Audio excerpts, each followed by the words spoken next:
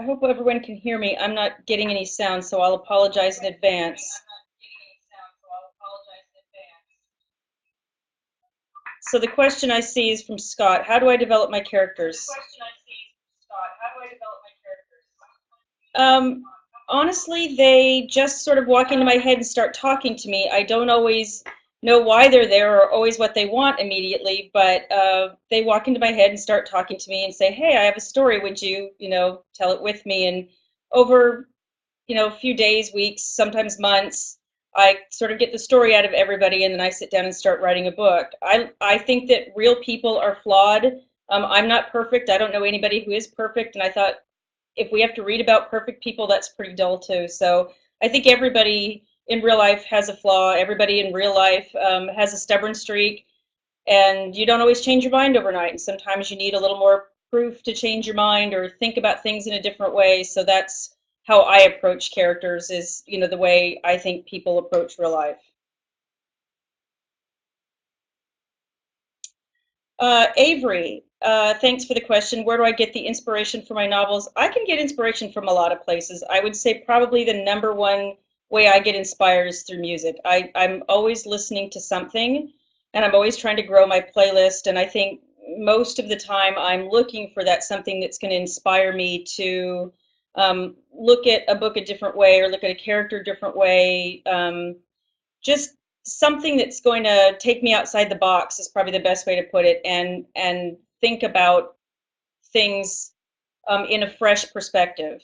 And I love, but for that reason, I love music. I can just sort of, my head can float away while I can be thinking about something, and it's a great way to just, get into a scene and really sort of drown in it until you find that place you want to be.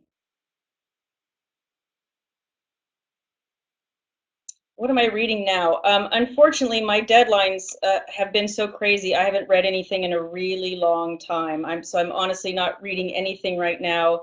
I'll read for friends occasionally when they have something coming out and they want an opinion. A lot of times I'm reading my own copy edits or my own galleys, or there's always something in some stage of production that requires me to go back over it. And by the time I do the things I need to do for my deadlines and go through all of the things I have in an editorial stage, that's usually about the end of my free time.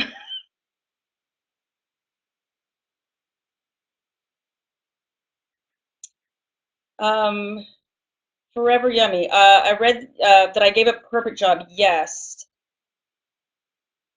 At one point I looked up, in all honesty, and thought, I've been doing this for a while. It's something I absolutely love to do. I don't want to do anything else. And I realized that I was, in some ways, betting against myself. Every time I went in and worked for somebody else, I was betting that I didn't have it in me to be a full-time author, and that's just not my speed. I don't usually back down from a challenge, so I kind of stood up one day and just thought, I'm going to do this. It wasn't a matter of whether I could or couldn't, or I mean, I just told myself I was going to, and that was pretty much where I wound up. And I talked to my husband, and in fact we made the decision, of all places, when we were walking around Disney World one day. It was in January, and it was right after the start of 2009, and we talked about it for a while, and then I realized that was going to make me far happier than I was, and so there we were in Disney World, and I went home and quit my job.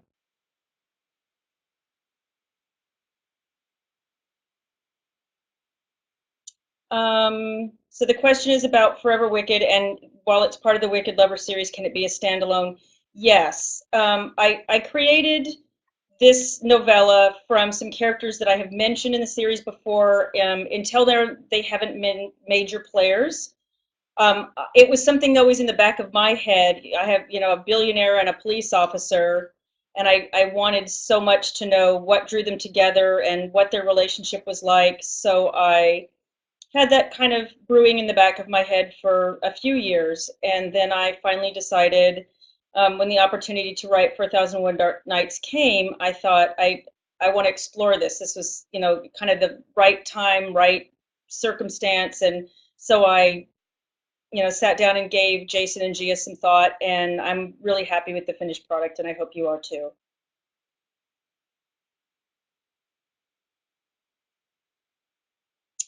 Um, Anna wants to know what my favorite story for myself is. So I'm sort of this person that doesn't really do favorites very well. I tend to, sorry, my husband's making faces at me.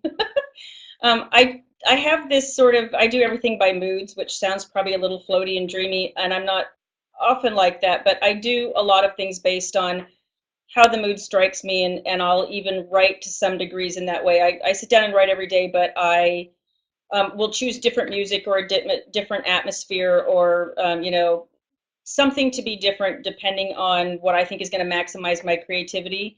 So I tend to look at everything else. I don't have a favorite food or a favorite movie or a favorite color. I have a lot of things that I like, and then I have, the things that I don't like. So I would say my favorite story is dependent on what day you ask me and what my mood is. I would say right now I'm probably most excited about Theirs to Cherish, which comes out March 4th. I put a lot of heart and soul into that book, and I'm really excited for it to come out. But there's something that I dearly love about everything I've written, or I wouldn't have written it.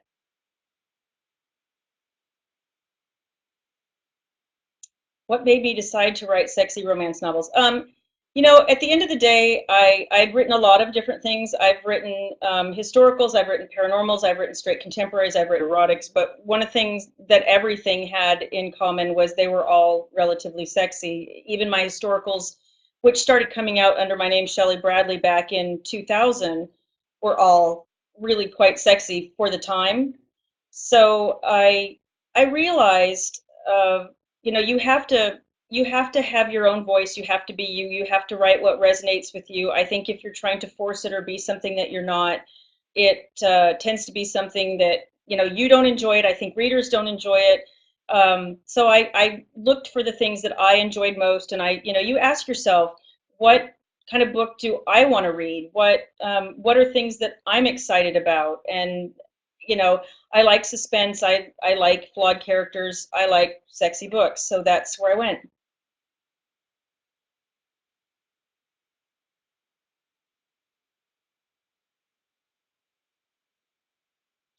What gave us the idea to reimagine and rewrite? We're not rewriting A Thousand and One Dark Nights exactly. What we're doing is adding tales that might have been told to keep the king from killing his wife.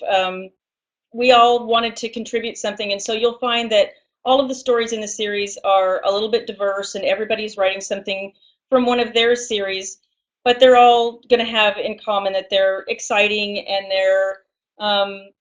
I think they're going to be sexy and fun and thrilling and just something that would keep the pages turning and hopefully keep the king interested. It was just kind of a fun idea.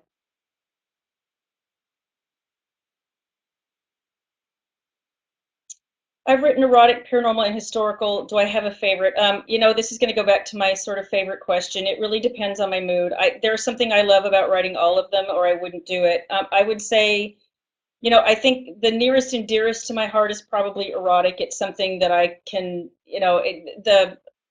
I like writing